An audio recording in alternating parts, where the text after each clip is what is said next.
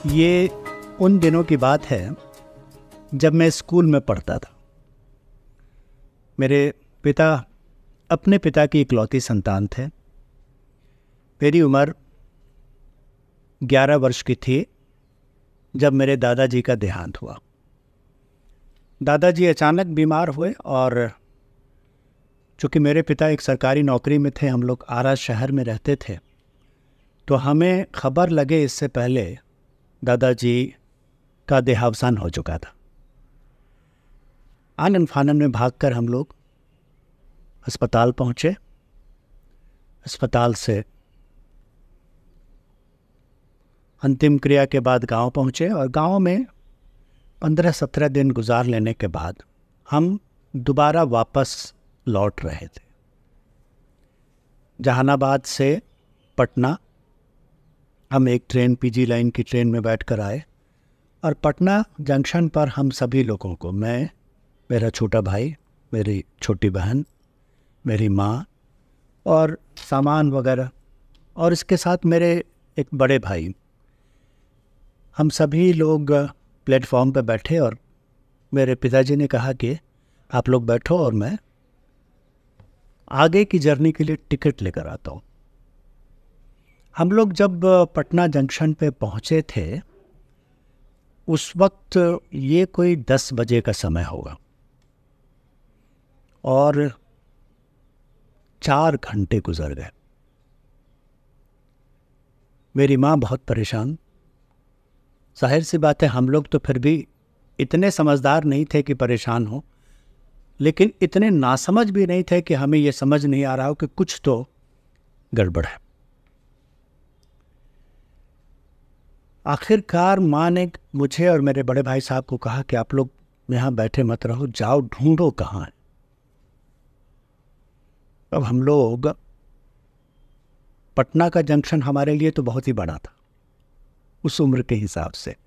पूछते पाछते हम लोग टिकट काउंटर पे गए। टिकट काउंटर में बड़ी भीड़ होती थी उस समय, टिकट घर पटना जंक्शन के बाहर में, और मुझे लगता है कि शायद हम लोगों ने वहाँ 15-20 मिनट तक एक एक चेहरे को देख देख कर ढूंढना शुरू किया कि इसी में कहीं किसी कतार में हमारे पिता होंगे। आखिर कहीं नहीं पाया, निश्चिंत हो गए कि यहाँ तो किसी हालत में नहीं है। तो फिर लौट करके हम लोगों ने प्लेटफॉर्म्स पे ढूंढना शुरू किया और अगला 1 घंटा बस आप समझे इसी तरह खोज में, और बार बार बीच में अपनी चंचलता में भागकर हम लोग आकर माँ से बताएं कि नहीं नहीं पापा वहाँ नहीं है, पापा वहाँ नहीं है, और घबराहट और बढ़े। 1-1.5 घंटे के बाद आखिरकार सिर मुंडा हुआ एक व्यक्ति दीवार से लग करके नीचे जमीन पर ऑलमोस्ट अधलेटा सा और घुटनों में अपना सर डालकर बैठा हुआ था। वो मुड़े हुए सर की वजह से हमें एहसास हुआ कि शायद ये पापा हो सकते हैं, और तब हम नज़दीक गए, तब जाके पापा को हम लोगों ने हिलाया तो जैसे वो होश में आया। तो उन्होंने कहा, ओह अच्छा, मैं तो यहाँ बैठा रह गया। उसके बाद अगले उस दिन की जर्नी फिर उसके बाद आगे कंटिन्यू हुई। हम लोग घर आए 1-2 दिन के बाद, फिर पापा ने खुद से अपने इस एक्शन को एक्सप्लेन करने की कोशिश की। हम खुद भी लगातार इसको सोच रहे थे कि ऐसा क्यों हुआ। मेरे पिता और मेरे दादा के बीच का रिश्ता ऐसा था, वो दादाजी की इकलौती संतान थे। दादाजी थोड़ा बोल चाल में कड़क, अंदर से बड़े नरम आदमी थे।